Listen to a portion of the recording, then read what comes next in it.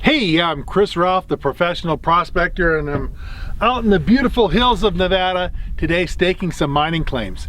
Now, one of the very first videos that I ever did was about how to stake your own mining claim. And I promised in that video that I'd do a part 2. Well, 100 videos later, here I am doing part 2. I'm out in the field, I'm staking claims. Now here in Nevada, this small piece of wood is enough to stake a claim. It's a sufficient monument, and we're going to talk about some of the different things that you need to do to locate your own claim. Now, I mentioned my part 1, and I'll put a link to the video so you can watch part 1 if you'd like to down in the description. I'll also put a link later on in this video, but I want you to know that this is part 2, where we're actually out in the field and talking about what it takes to stake your own mining claim. Mining claims are a fantastic opportunity for U.S. citizens to go out and acquire the mineral rights to various parts of lands that are owned by the United States government. You can't stake a claim on somebody else's private property, of course, but you can stake on a lot of BLM and Forest Service type lands that are found throughout the United States. Now, not every state has these laws. You'll have to check and see. In part 1, I talk about those differences and what states have and what states don't. But in the West, almost all the states in the West have mining claim rules, and each one has slightly different rules. They're almost all the same. Like I said, in Nevada, this small wooden post would be a sufficient claim monument. In some states it wouldn't. It wouldn't be big enough. Some states require a little bit bigger piece of wood to put out there. So there's different rules, and I'd want you to look into that. But there's great excitement in owning your own mining claim. You can go out and pan or dry wash or metal detect. Think of how exciting it would be to find your own gold from your own mining claim. Now, many other countries have their own mining claim rules. There's different rules for Australia, Canada, and then other places as well. If you're in another country, you need to look and learn the rules in your country. But most of my viewers are from the U.S., and I'm from the U.S., so we're going to focus on U.S. mining law today. Now, one of the first things you need to do when you come out and find an area is to test it, to take a look at the records to see if there's an existing claim there or not. Now, gold and silver, gemstones have been found in thousands of places across the United States, and only a tiny part of BLM and Forest Service lands are actually under claim. But on the other hand, most areas are not worth claiming. When you claim mineral rights, you want to have valuable minerals there. That's what you got to have. You got to have a discovery of valuable minerals to make a legitimate claim. Now, to find out if an area is open to claim or whether it's already under claim, that sort of thing, the BLM keeps a record, and I'm going to talk more about how to do that kind of research in another video, and we'll talk about it because they actually just changed their record keeping system that they had for couple of decades. They've instituted a new system, and so I'm going to do a video and talk about that. But you do your research with the BLM, find out if an area is claimed or not, and then you'll want to go out and take samples. Now, depending on what kind of claim it is, what kind of samples you want to take. If it's a hard rock claim, you might want to check the hard rock ores, like this piece of quartz, to see if it's got good gold values. Or if it's a gravel claim, you might want to do some test pans or do some dry washing, other testing to see if there's significant gold in the gravels. But you test it and find out what you have, and that will really make a big difference. That tells you what you need to know. Is it worthwhile to claim or not? Because what you want is a claim on valuable mineral ground that has good gold or whatever gemstones that you could take out of it. The mineral rights to ground that doesn't have any valuable minerals is pretty much worthless. And it's not worth your time and effort to stake a claim and then file your paperwork and and pay the fees. We'll talk a little bit more about that stuff in a second, but it's not worth it unless you've got something good. So one of the things I tell people is, before you go out to stake your own claim, you really need to have the skill to evaluate a claim, at least on a basic level. Maybe you could take a friend out to help you, but you need to know where to look to pan for gold, or where to look to dry wash, where to look to metal detect, where to look if you're looking for gemstones or hard rock ores or that sort of thing. You'll need to have that skill before you really get serious about staking a mining claim. Now, once you decide that you want to stake an area, you'll have to have monument posts, and they have to be labeled. And this has got a little aluminum tag on there, and you can write on there, and it's a permanent mark on the tag showing what the name of the claim is and what corner. If you're putting up claim corners, you'll want to note, well, this is the northwest corner or the southeast or whatever corner it is. The location monument will have your actual paperwork inside it that tells hereby Chris Ralph claims this so-and-so claim, and it's located here, and gives the basic details of staking your claim. There's forms for claim notice paperwork that you can download off the internet if you do some research. So once you've got your claim post prepared, that you're ready to go, one of the things you also need to do is to lay out the claim, to decide, how's it going to sit? Is it going to sit this way or that way? Or is it going to be long and narrow or rectangular? There's certain limits in the US as far as size of claims. You just can't make it as big as you might possibly want. There's different sizes for lode claims and placer claims. You can look that information up. At the end of this video, I'm going to give you links to 2 books that you can download. They're actually real pamphlets. They're not really books. That you can read, and if you'll read those books, you'll learn the details of claim staking. It actually is a fairly complex thing, more than I can cover just in a short video. But one of the things about claims, you need to lay it out. You need to decide, where are your corners going to go? And I use Google Earth. Google Earth, for most places, has a nice, fairly accurate picture of where you can see the ground and where you might lay out your claim posts, how you might set them. Do you want to take up a length of stream for a placer claim, or is there a hard rock trend that you want to cover with your claims? You can lay them out, and in Google Earth you can actually get, when you decide where the corners are going to be, you can actually look on Google Earth and it will tell you the coordinates for the corners, the latitude, longitude, or UTMs if you want to use that, but the lat-lon coordinates for the corners, and then you can write that down or download it, and then when you go out there with the GPS, you can look on the GPS, and when you have located, if you're certain latitude, longitude, and those coordinates, well, you find out where that is, and then you can put your stake in the ground at the right place and know that you're not, am I close, or the GPS really makes a huge difference in laying out the claim you want it, the way you want it, and getting the corners in the right place. Another reason for getting corners in the right place is you might be up against existing claims or private property or something like that, so that you don't want to claim over another person's claim. You don't want to try and claim on private property, which you can't do. But if you use your GPS coordinates, you can be right up, here's the existing other property, you can locate your claim right next to it, and if this other ground is open. So using GPS to lay out and design how your claim is going to be is really helpful, and an important hint that people who stake claims, they do that. One of the things you need to know about claim posts is that if somebody steals your claim post, it doesn't make your claim invalid. I actually had some claims for turquoise here in Nevada years ago that somebody took my claim post and used it for their campfire.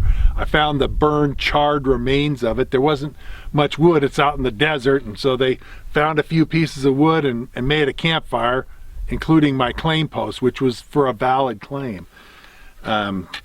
So just because somebody steals your claim posts doesn't mean your claim is invalid. Sometimes claims are hard to find. I've had claims that I knew where I put the post, and I show up 6 months later, not really that long afterward, and have GPS that tells, and I still take 10 or 15 minutes because it was hidden behind some sagebrush. Some cows had knocked it over, so it was laying flat on the ground. Hard to see. So just because a claim post gets stolen or knocked over or something like that, it's still perfectly valid. So how do you find the places to look for potential for a claim? Well, I'll tell you, the best place to look for gold is always places where gold has been found before, or at least near where places of gold has been found before. And there are hundreds and really even thousands of old reports that were generated way back in the day. Some of them generated back in the 1800s, others of them generated more recently, that tell you that gold has been found in certain areas and tell you about the mines, whether it be placer mines or hard rock. They tell you about the mines and the geology. And these reports are, a lot of them actually, on the internet now, not all of them, but there's a lot of these old reports on the internet that you can just download and read. And so maybe doing some research with Google will find you some of these old reports, old maps, that kind of stuff, and that will give you ideas about places where gold has been found before that you might want to then start doing your research on nearby streams or nearby trends of hard rock, that sort of thing. That's kind of the idea of where you want to start. That's how I do it. I find places that gold has been found, and then I look maybe in the periphery, a lot of times in the heart of a well-known gold mining district, it's going to be all claimed up. But, you can do some research and find out, whether maybe on the periphery there might be some places worth looking at. The other thing is, and like I say, I mentioned about the BLM keeping records. Sometimes people forget to file their paperwork. You see, when you file a mining claim and pay your fees, it's good for a year, but you have to keep filing new paperwork every year to keep that claim valid. And there's fees associated with the new paperwork every year. And if you don't pay the fees, you could lose your claim. I know of a famous mining company, I won't say their name, but a few years back, they had an employee who was in charge of a bunch of their claims and making sure that all the paperwork was filed and taken care of. And before he actually did that, before it was finally due, he left the company and took another job. Well, the person who was his supervisor didn't think about, well, what was that guy's duties? What did he need to get done? Would it be important for us if he didn't get those things done? The supervisor didn't pay attention, and so the claims were lost. The paperwork wasn't filed, and it actually sat several months that there was no claims on this valuable area immediately adjoining to a producing mine, and there was known deposits on some of the claims. So a few months later, another mining company, a guy was looking around, and he told his guy that handled mining claim matters, hey, look over by so-and-so, I want to see if there's any open land over there that we might claim. And the guy got back to him and said, nah, not to worry, it's all open, you can claim anywhere. And the guy said, no, that's not possible. This mining company has claims, and they have a producing mine. They can't have let their claims go. And the land guy went and looked and said, nope, they let them all go. And so the owner of the second mining company had his guys immediately go out and claim all that area back up.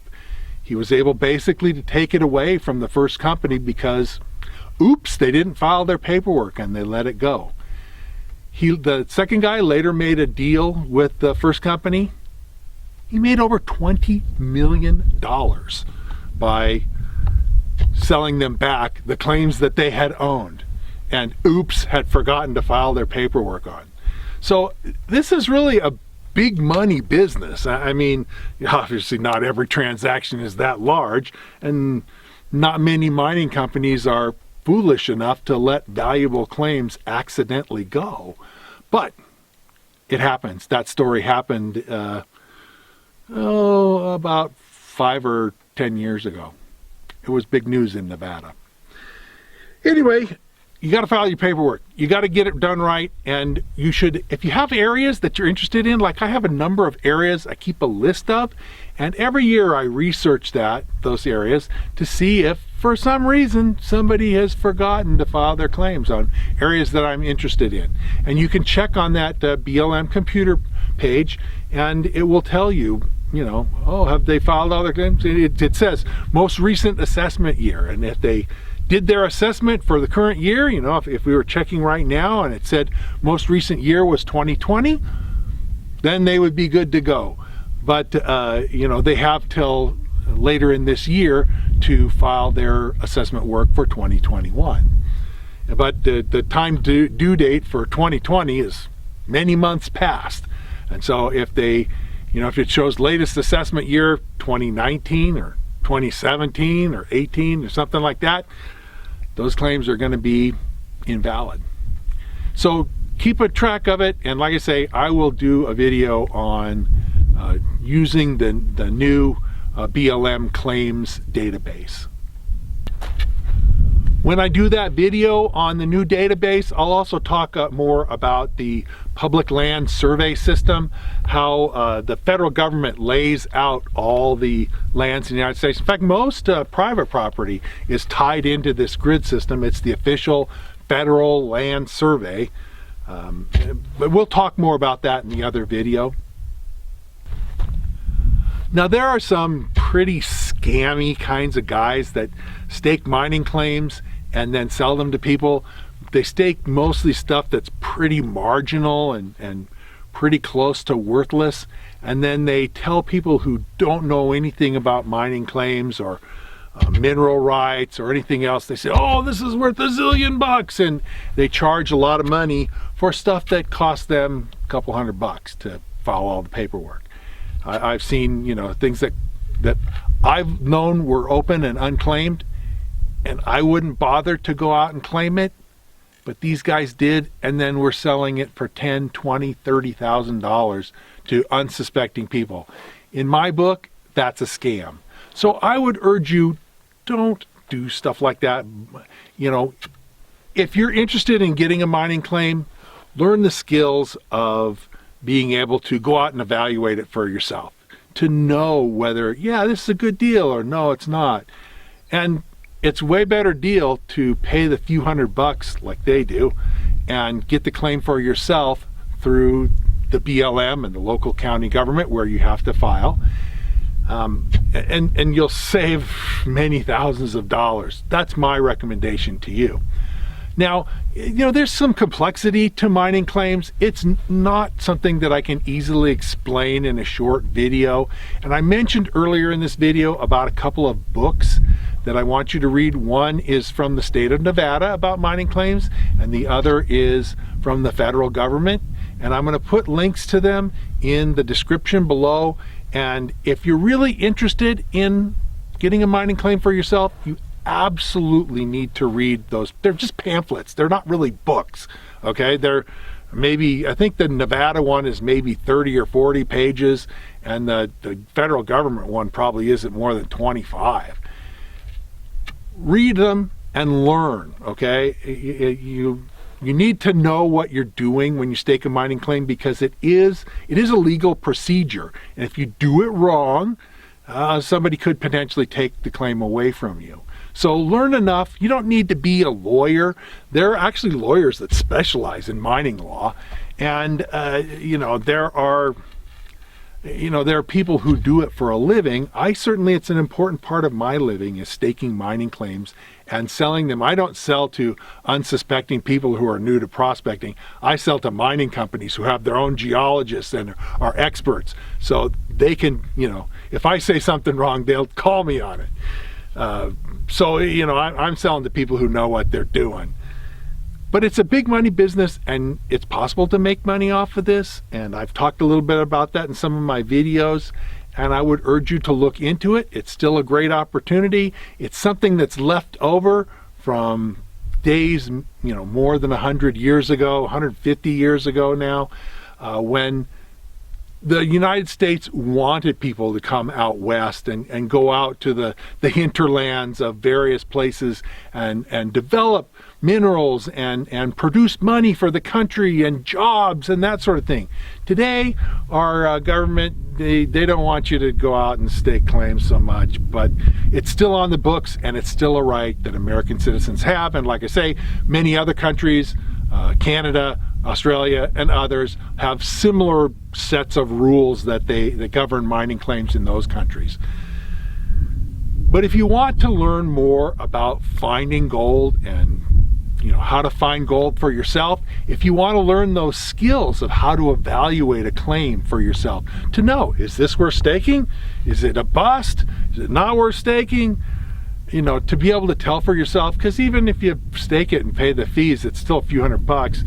You want to know whether it's worthwhile. Well, I wrote a book called Fistful of Gold, and it tells you all that you need to know about prospecting for gold and finding Fistful of Gold. I'm going to tell you a little bit more about my book right now. So let me tell you a little bit more about my book. It's called Fistful of Gold. And I wrote it because I want you to be able to go out and find for yourself fistful of gold. And you can see that it's an encyclopedia with all kinds of information, pictures, and that sort of thing. It's not in color, but color would have cost me a lot more to have printed, and so the book would have cost a lot more. It's for sale on Amazon, and you can pick it up. I'll put a link in the description below.